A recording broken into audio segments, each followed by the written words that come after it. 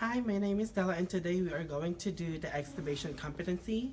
So before we go into the patient's room, we're going to evaluate the patient's needs for this competency. So we are going to see the patient's chart and see if the patient passed the weaning parameters for extubation, and if patient is actually ready to go to be extubated. And then we're also going to check on the patient's chart where the patient was intubated. Was the patient intubated before this intubation that he is in right now? Was it a hard intubation? Was the weaning process and the extubation before hard or easy? That way we have enough information to see if it's gonna be a tricky extubation or easy.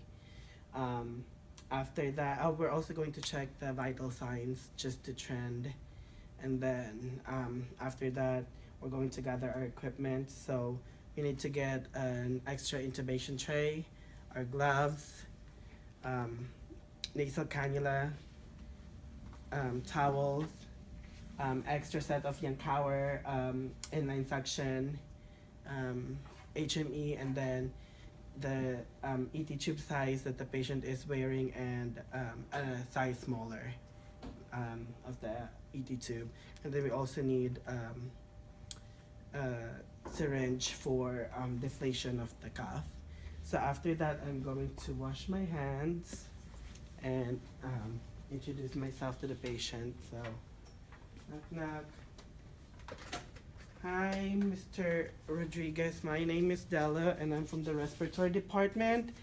You might not remember me because you were sedated a few hours ago, but I've been visiting you since this morning. You are currently in the ICU unit, and you are currently intubated and is hooked up in a ventilator. So now you've been breathing spontaneously on your own for past hour, and the tube that's on your airway is ready to come out. And then we'll just confirm the patient's understanding about that, and then check the patient's identifier, which is the wristband, because the patient can't talk at this moment. So just check the wristband, correct patient. So, Mr. Rodriguez, extubation will just take a couple of minutes. Will be done in here without you even knowing it. So this is my partner Daniel. He'll be giving you breaths while we take out the airway, the ET tube on your airway. Okay.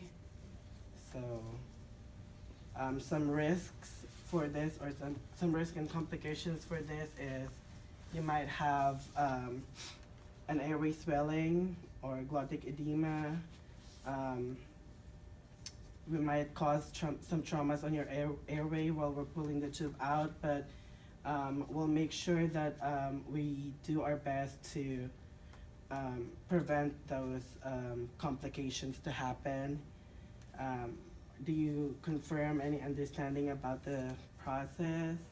And he confirms, so we'll go ahead and take the patient out of the ventilator and then hook the patient up into an ambu bag. So my partner Daniel will hook the patient up into an ambu bag, and it should be connected to an oxygen source. Connected.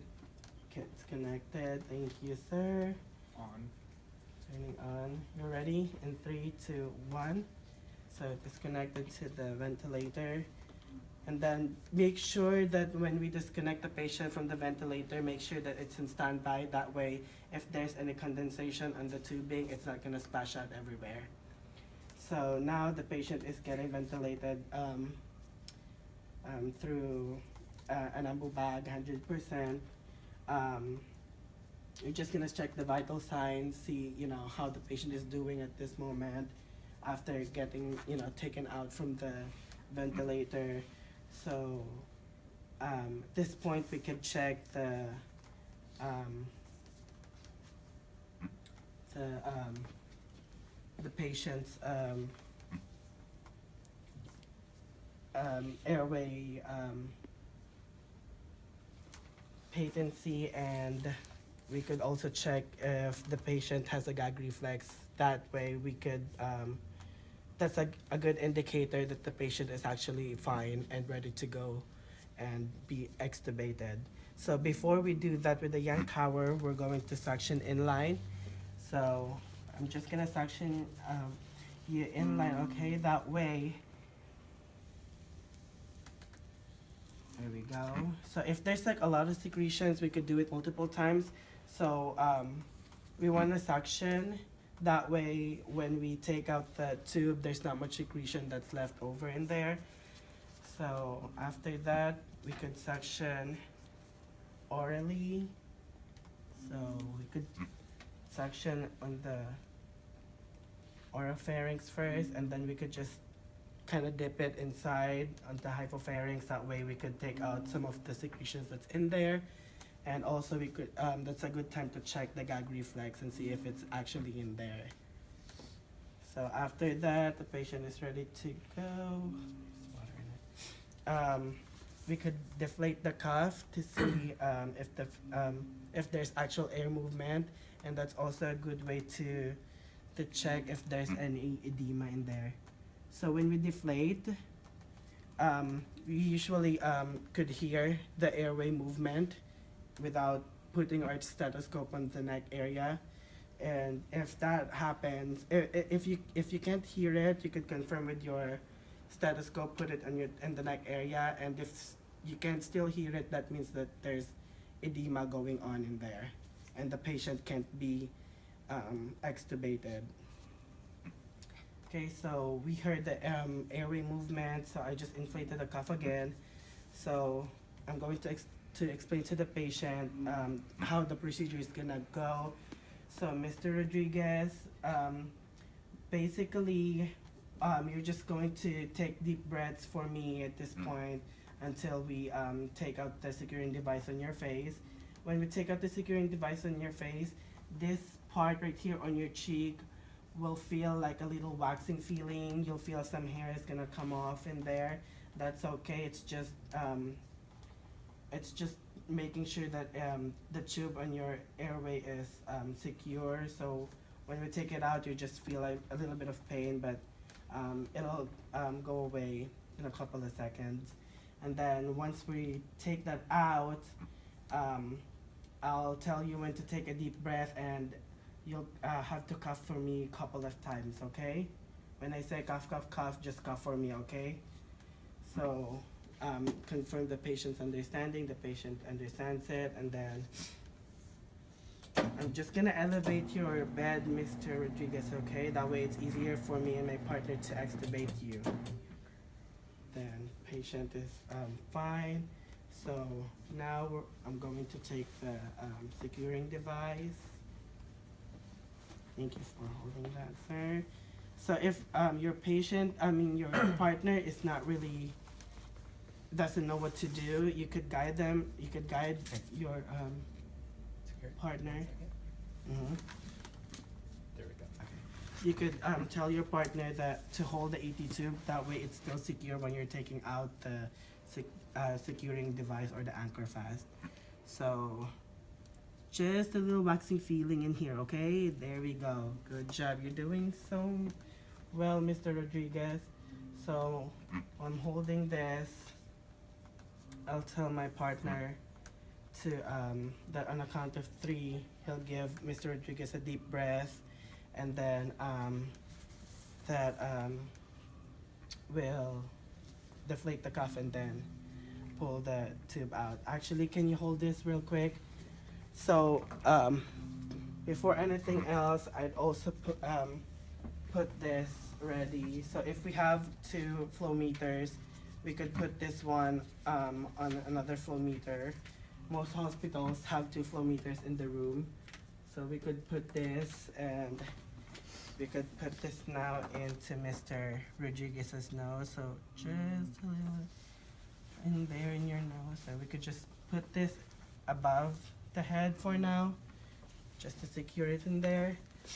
And then we're ready to go. So at this point, if Mr. Rodriguez is still having some secretions inside, we could suction one more time before we do the extubation procedure, and we could also do another oral suction. So, okay, Mr. Rodriguez, on the count of three, you'll get take the deepest breath, okay? So, on the count of three, give him a good breath, okay? Okay. Okay, 1, 2, 3, deep breath, and cough, cough, cough, cough, cough, cough, cough, cough, cough. Thank you. Action. So right now, my partner is suctioning the patient. I could listen to the breath sounds.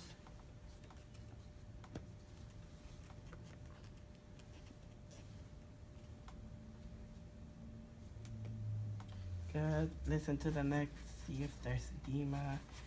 So there's no edema at this point. If there's any edema that happened, well, if we didn't catch it in the first one, we could have racemic epinephrine ready on our pockets, and an SVN and aerosol mask. That way, if the patient needs a breathing treatment, they could receive a breathing treatment after the extubation, because most of the time patients get tired and get kind of out of breath or short of breath during the extubation. So so Mr. Rodriguez is doing fine right now. So we'll just take this out. So Mr. Rodriguez, right now you still can't talk, okay? Just have your vocal cords resting, because when you talk, you might sound like this. That means that's totally fine. That's just because your vocal cords is still swollen, and it's still trying to go back into its normal state. So it'll take a couple of hours for your voice to come back, and after that, I'm going to confirm if the patient the understanding of the patient.